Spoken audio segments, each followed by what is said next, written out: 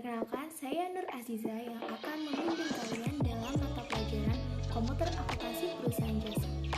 Salam kenal. Hai, kembali lagi dengan saya. Kali ini saya akan bahas daftar akun dan saldo awal. Berikut ini adalah peta konsep untuk pembahasan kita kali ini. Terdapat 5 bab. Yang pertama ada daftar akun, saldo awal, link account, saldo awal piutang, dan yang terakhir adalah saldo awal hutang. Oke, kita masuk ke pembahasan yang pertama, yaitu membuat daftar akun. Nah, karena saya hanya akan membahas mengenai praktik dari pembuatan daftar akun, untuk teori-teori mengenai daftar akun silahkan mengakses modul yang sudah saya buat. Jadi, jangan malas membaca. Nah, pada pembahasan sebelumnya kita berhenti pada pemilihan antara setup assistant dan juga command center.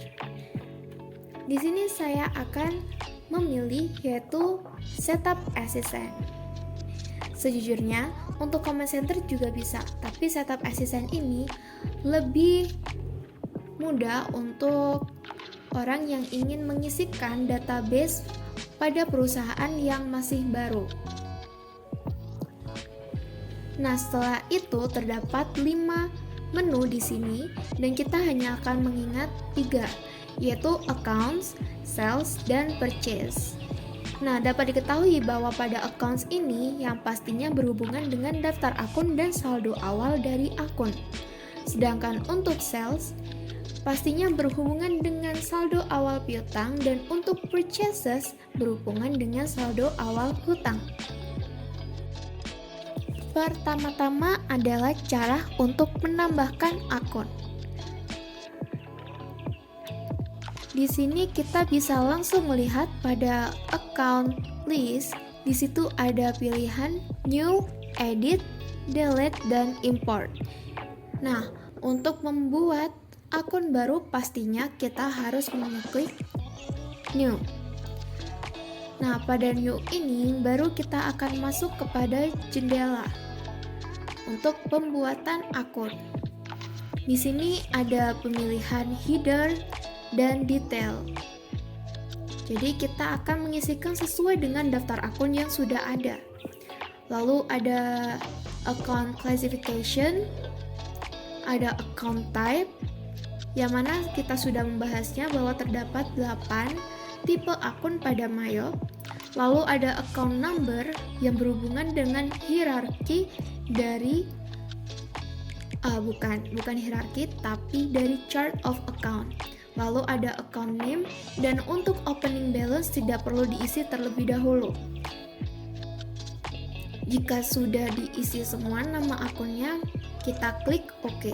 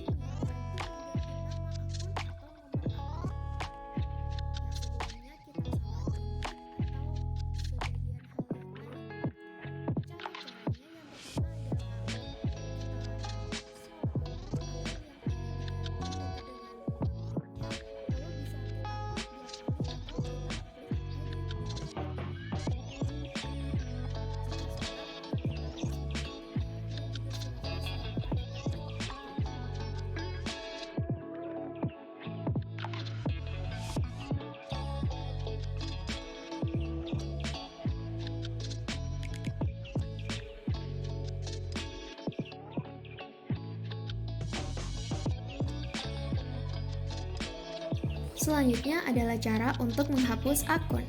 Nah, sebelum menghapus akun, kita perlu memperhatikan yang pertama. Jika ingin menghapus akun, maka akun harus bersaldo 0. Yang kedua, akun bukan termasuk dalam link account. Dan yang ketiga, akun tersebut belum digunakan untuk mencatat akuntansi atau transaksi-transaksi akuntansi. Nah, caranya yang pertama kita bisa seperti edit tadi, kita sorot, lalu kita klik delete Atau bisa juga ketika kita klik 2 kali akan muncul jendela, lalu kemudian kita klik kanan dan kemudian kita klik delete.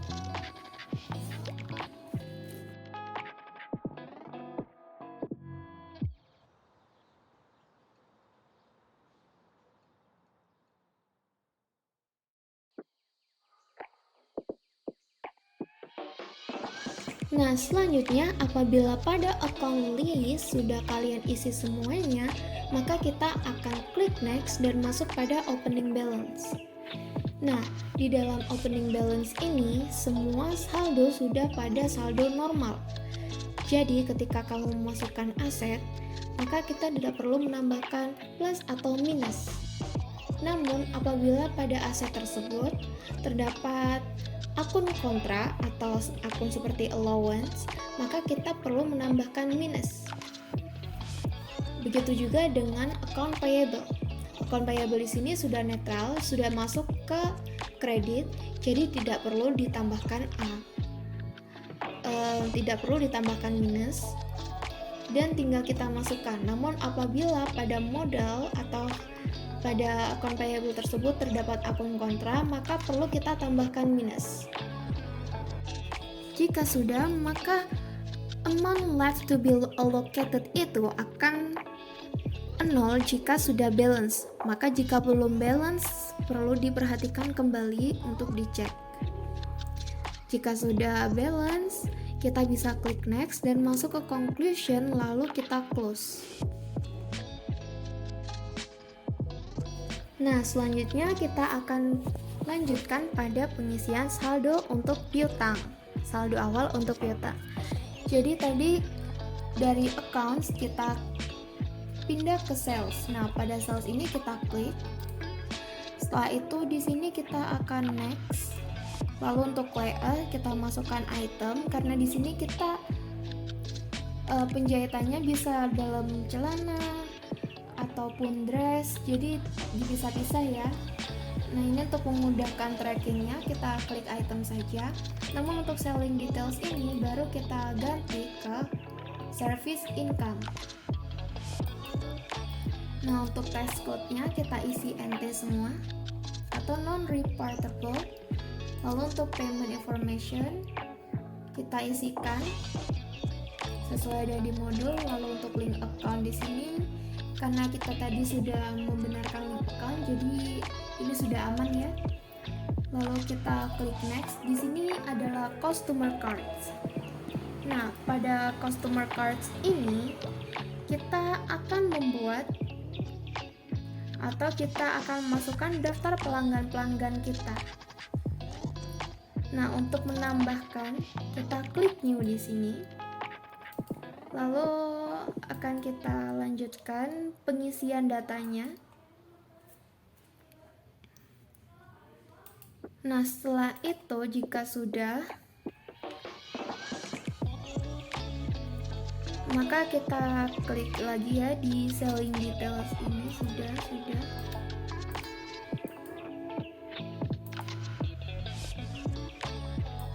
Jika sudah, maka kita klik OK.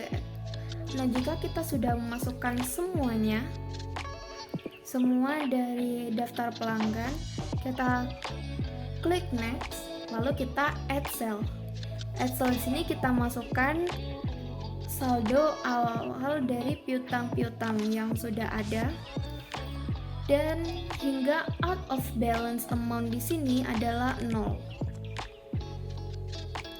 Nah, jika sudah 0 dan sudah muncul congratulations, maka sudah selesai. Kita klik next, lalu kita close.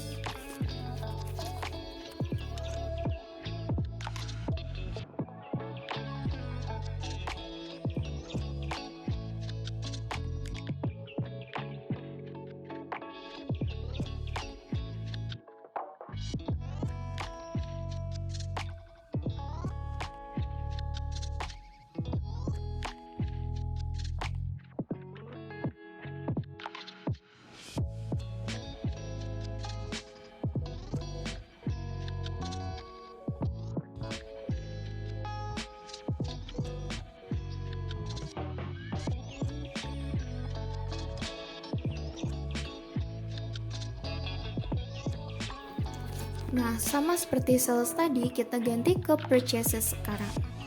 Kita klik next, lalu untuk layout kita pilih item lagi. Lalu untuk buying details di sini untuk expense-nya kita masukkan purchase untuk akun bebannya. Setelah itu pada text codes kita masukkan NT. Dan setelah itu next pada link account karena sudah disetting, jadi kita klik next. Setelah itu lanjut pada supplier cards. Di sini kita masukkan daftar pemasok, yaitu kita klik next. Kita klik new di sini dan masukkan data-data dari pemasok yang sudah ada.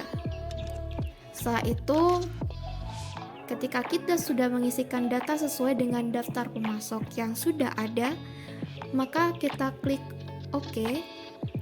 Dan jika sudah diisi semua, kita klik next. Setelah itu kita masukkan di sini pada historical purchases, kita masukkan saldo awal dari utang usaha.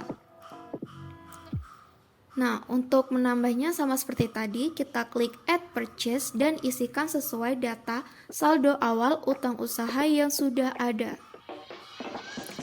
Jika sudah semuanya dan out of balance amount menunjukkan 0 dan sudah muncul congratulations, maka sudah selesai. Jika sudah, kita klik next dan kita klik close. Selanjutnya kita akan men-setting link account. Teori lebih lanjut mengenai link account bisa kalian akses pada modul, karena saya hanya akan mempraktikkan mengenai link account. Nah, link account ini ada 3, yaitu banking account, sales account, dan juga purchases account. Kita masuk dulu ke banking account. Pada banking account ini ada 5 poin di sini. Equity account for current earnings dan equity account for retained earnings tidak bisa diganti. Lalu kita akan masuk ke equity for historical balancing, juga tidak usah diganti. Bank account for electronic payments juga tidak usah diganti. Yang diganti adalah bank account for undeposited funds. Di sini kita ganti cash. Nah, biasanya bank account for undeposited funds ini diisi oleh petty cash atau uang yang ada di tangan. Biasanya untuk pengeluaran yang kecil. Selanjutnya, kita lanjut pada link account, sales account. Nah, karena di sini kita adalah perusahaan jasa, maka asset for tracking receivable, tentu saja account receivable. Bank account for customer receipt kita masukkan ke bank rakyat. Nah, karena perusahaan jasa, maka kita men-track deposit collected dari account itu. Biasanya kan ada kita perusahaan jasa menjahit ya ini. Biasanya kita bisa menerima uang terlebih dahulu tapi masih belum kita jahit. Lalu karena di sini kita memberikan diskon, jadi kita centang I give discount for early payments dan kita masukkan ke sales discount.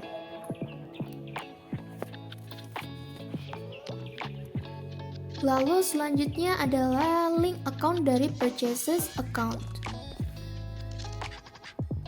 Di sini kita akan memasukkan liability account for tracking payables pada accounts payable, yaitu karena kita hutang ya, akun liability-nya.